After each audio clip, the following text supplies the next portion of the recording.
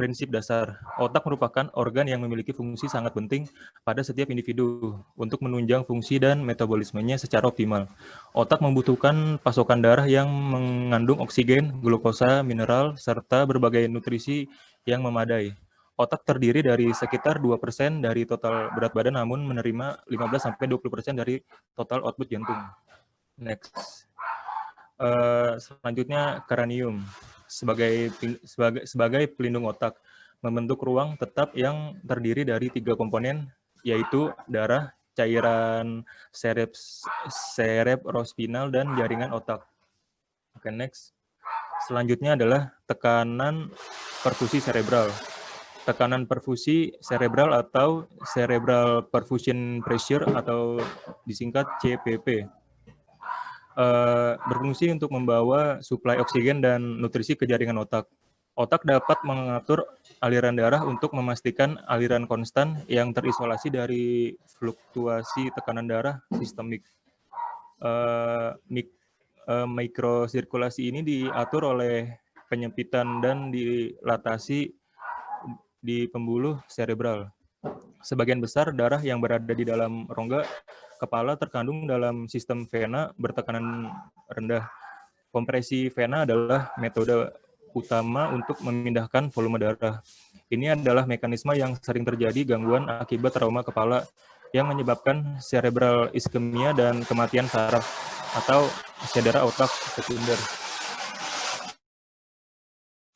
Oke, selanjutnya anatomi. Jalur peredaran darah arteri ke otak dapat dibagi menjadi sirkulasi anterior dan posterior. Yang pertama berasal dari arteri karotis interna atau internal carotid arteritis atau disingkat ICA, kiri dan kanan. Dan yang terakhir berasal dari arteri vertebralis kiri dan kanan. Oke, next. Selanjutnya sirkulasi anterior ini bertanggung jawab memasok diantaranya cerebrum dan arteri ophthalmica. Selanjutnya sirkulasi posterior ini bertanggung jawab memasok lobus occipital, cerebellum, dan brainstem. Next. Setelah memisahkan diri dari arteri, karotis communis naik dan masuk ke rongga tengkorak melalui canalis caroticus. Berjalan dalam sinus cavernosus, mempercabangkan arteri untuk nervus opticus dan retina. Akhirnya bercabang dua, menjadi arteri cerebri anterior dan arteri cerebri media. Nah, di sini dijelaskan arteri karotis interna ini memberikan vaskularisasi pada regio sentral dan lateral hemisfer. Selanjutnya, arteri cerebri anterior memberikan vaskularisasi pada cortex frontalis, parietalis bagian tengah, corpus callosum, dan nucleus caudatus. Selanjutnya, arteri cerebri media memberikan vaskularisasi pada cortex lobus frontalis, parietalis, dan temporalis. Next. Sistem vertebral dibentuk oleh arteri vertebralis kanan dan kiri yang berpangkal di arteri subclavia, lalu mempercabangkan masing-masing sepasang arteri cerebelli inferior pada batas medula oblongata dan pons.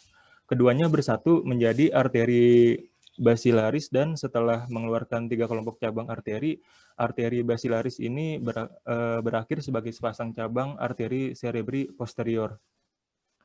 Di sini dijelaskan ada arteri vertebralis memberikan vaskularisasi pada batang otak dan medula spinalis atas. Selanjutnya arteri basilaris memberikan vaskularisasi pada pons, dan arteri cerebri posterior memberikan vaskularisasi pada lobus temporalis occipitalis, sebagian kapsul interna, thalamus, hippocampus, corpus geniculatum, dan mamillaria, plexus choroid, dan batang otak bagian atas. Oke, next. Selanjutnya adalah patologinya. Di antaranya ada stroke. Setiap wilayah otak memiliki fungsi terkait yang spesifik. memungkinkan dokter untuk membedakan lokasi patologi melalui riwayat dan pemeriksaan neurologis pasien. Kejadian cerebrovaskular atau stroke ini adalah sindrom klinis yang disebabkan oleh terganggunya suplai darah ke otak. Ditandainya dengan tanda-tanda gangguan vokal atau gangguan global yang berkembang pada fungsi otak yang berlangsung selama lebih dari 24 jam atau bisa sampai menyebabkan kematian. Next. Jenis-jenis stroke ini ada dibagi menjadi dua, ada stroke iskemik dan stroke hemoragik. Stroke iskemik ini terjadi ketika suplai darah ke suatu area otak berkurang yang mengakibatkan hipoperfusi jaringan. Ada beberapa mekanisme yang dapat menyebabkan stroke iskemik antara lain embolisme, trombosis, hipoperfusi sistemik, dan trombosis sinus vena cerebral. Selanjutnya, stroke hemoragik. Stroke hemoragik ini terjadi jika pembuluh darah pecah atau struktur pembuluh darah abnormal di dalam otak. Ada dua subjenis stroke hemoragik, diantaranya ada perdarahan intracerebral dan perdarahan subarachnoid. Next. Berikut adalah gambar dari contoh gambar dari dua jenis stroke, stroke iskemik dan stroke hemoragik. Next. Oke, untuk pengobatannya atau treatment ini pengobatan khusus yang diberikan pada pengidap stroke tergantung pada jenis stroke yang dialaminya, stroke iskemik atau stroke hemoragik. Untuk pengobatan stroke iskemik ini, penanganan awal akan berfokus untuk menjaga jalan napas, mengontrol tekanan darah, dan mengembalikan aliran darah.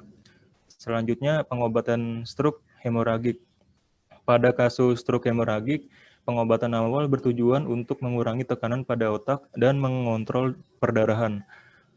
Ada beberapa bentuk pengobatan terhadap stroke hemoragik antara lain dengan mengonsumsi obat-obatan dan operasi.